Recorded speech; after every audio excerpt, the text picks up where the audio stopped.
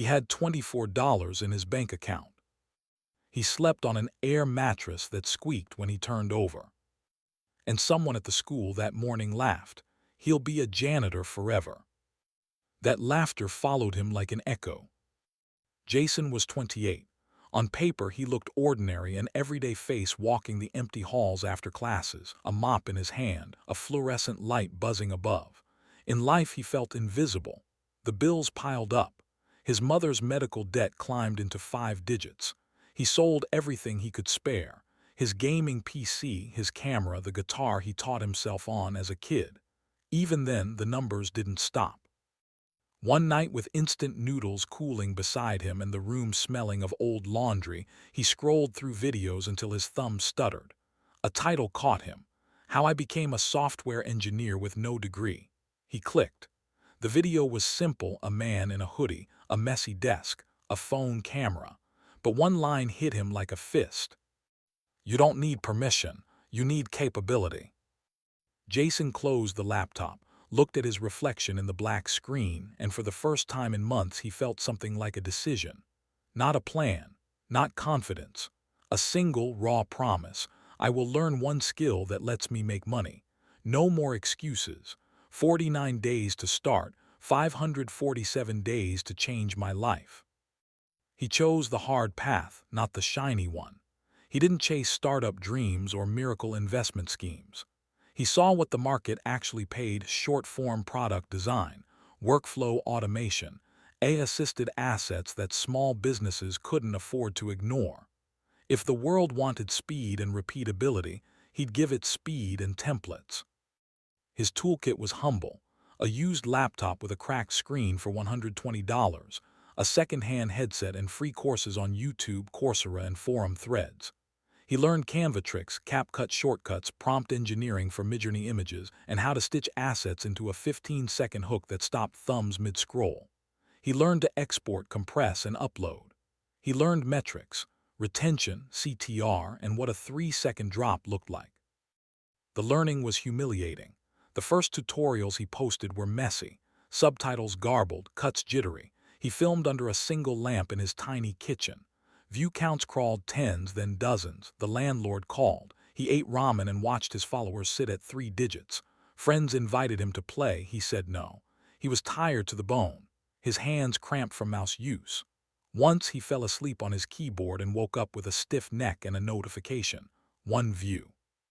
He documented everything, every mistake, every comment. He saved screenshots of the worst performance metrics as a crude scoreboard. He replied to each message like it was a lead. He turned one rejection into 3 hypotheses: wrong hook, wrong thumbnail, wrong length. He iterated like a machine. Day 27. A small win: a 90-second tutorial on create a movie poster thumbnail in 3 minutes with free AI that he barely posted because it felt too basic. At lunchtime, it had 14 views. By night, it had 11,400. By morning, 114,000. Notifications exploded. A DM read: Can you make this for my channel? I'll pay. That message bought his groceries and something pricier: belief. But belief without runway is fragile. He didn't quit the grind. He kept cleaning schools in the morning, took low-pay gigs during the day, and dedicated nights to content and client work. He built a studio in a box: template thumbnails, batch voiceovers, preset color grades, and an order sheet he sent to clients. Every client brief became a case study. Every case study became a new tutorial. The momentum wasn't magic, it was math. He went from 1 client a month at $50 to multiple clients at $430 per project. He productized services: thumbnail pack, $430, short video edit, $350, automation script, $900, and taught his audience the same methods that had worked for him. He never paid for paid ads. He let consistent, useful output carry his portfolio. Not everything was smooth. He lost a contract because a payment bounced. A major video flopped after 200 hours of work. He cried in his car once, cold and exhausted, and then opened his laptop and uploaded another edit. He learned to treat response data like a scalpel, dissecting it, not an accusation. He moved the needle day after day. One night on day 327 of his hustle, it happened again. A video went viral. But the virality wasn't accidental, it was engineered. He had studied patterns, optimized hooks that retained viewers to 75% by the fourth second, and used titles that matched search intent. The viral clip, "How to Make a Studio-Quality Poster in 180 Seconds," hit 5 million views in 48 hours. His follower count jumped by 80,000. The DMs filled with one kind of message: "Can you help my brand?" Suddenly, the requests were not for free tutorials. They were payment offers from marketing agencies, indie creators, and small commerce brands. He did the math. 10 projects a month at $430 is $4,300. That was 3 months of his previous income. But he didn't quit the day job immediately. He saved aggressively, set up a 6-month runway and scaled operations. Hired a part-time editor, bought cloud rendering, automated invoice workflows. 6 months after the first viral hit, he cleared $42,000 of debt. He remembers sitting on his battered scooter outside a convenience store, opening his banking app, seeing the transfer go through, and feeling his chest unclench. He cried not because the money was an endpoint, but because discipline had become visible. 2 years later, he led a team of 15. His boutique creative studio brought in $280,000+ the prior year. Today he funds scholarships for kids who can't afford laptops. The man who once mopped floors now signs contracts in conference rooms. If you strip the fairy tale away, 3 decisions made the difference. 1. Choose leverage over busy work. He didn't chase every shiny idea.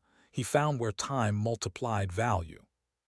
2. Output beats intention.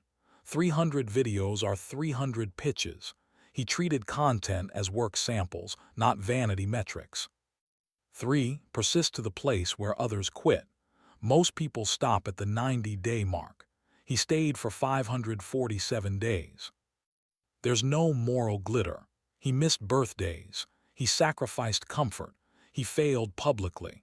But he created capacity where there was none, and the world paid for that capacity.